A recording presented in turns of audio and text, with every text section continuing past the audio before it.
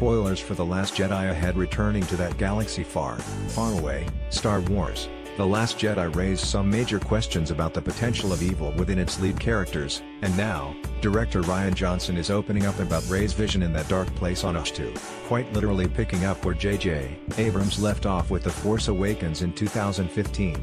The Last Jedi returned to Luke Skywalker's rocky exile with Daisy Ridley's Rey keen to learn the ways of the Force.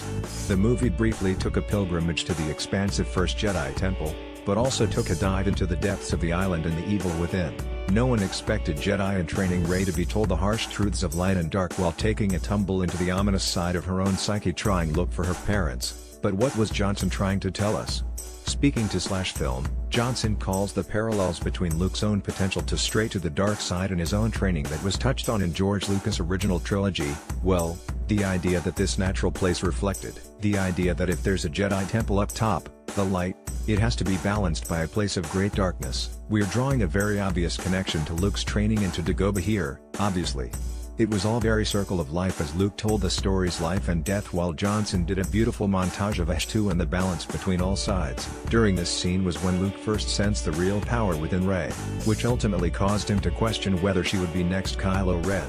However, curiosity got the better of the young Jakku scavenger, and she soon went in search of the dark place herself. With Rey hoping to find answers about her own parents, The Last Jedi created its own Luke vision scene from The Empire Strikes Back with a bit of Harry Potter's Mirror of Erised. Although neither Luke or Rey found the answers they were looking for on the dark side, it was an important message for Johnson to convey. The idea was if the up top is the light, down underneath is the darkness and she descends down into there and has to see, just like Luke did in the cave, her greatest fear. And her greatest fear is, that, in the search for identity, she has nobody but herself to rely on.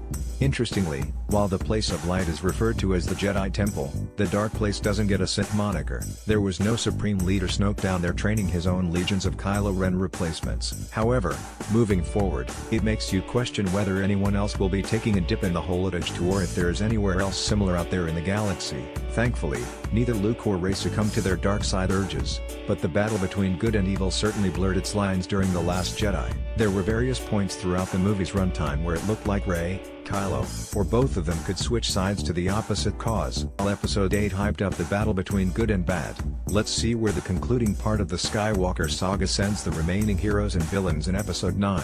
Source.